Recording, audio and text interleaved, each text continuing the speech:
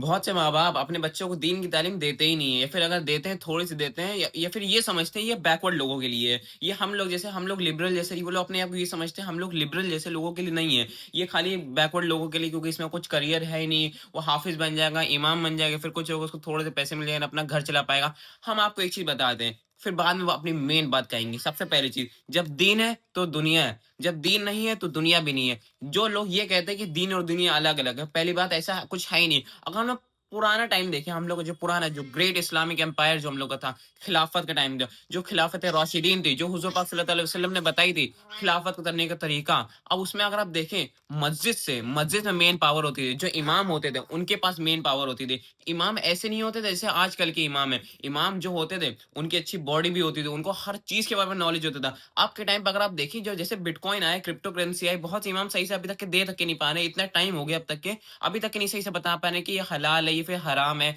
जैसे बहुत चीज़ें जैसे हर ही चीज़ को नहीं छोड़ के, इमाम जैसे कि और लोगों की चीज़ पे नहीं आया। जैसे आपको देखें, अगर कहीं गुनाह हो रहा हो, तो अगर इंसान के पास ताकत है रोकने की, सबसे पहले तो इंसान ताकत उससे रोके आके, अगर नहीं तो वहाँ से हट जाए। लेकिन दूसरी चीज़ ये है, जिसके अंदर ताकत नहीं है, उससे ये कहा जाए तुम ताकतवर बनो, तुम भी रोको अब जाके। अब कहीं पे भी जैसे कब्रिस्तान में अगर अगरबत्ती लोग लगा रहे हो, उनको मना करिए, उनको समझाइए।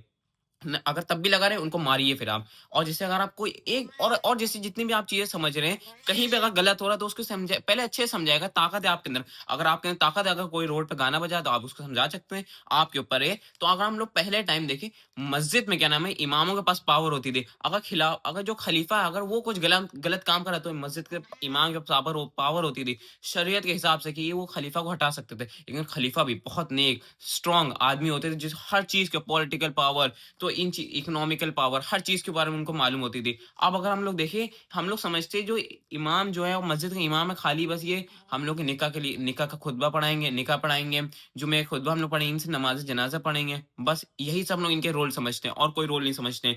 मेन पावर क्या होनी चाहिए? इमाम हर चीज़ के ऊपर आना चाहिए, इमाम जो है वो दुनिया चलाए।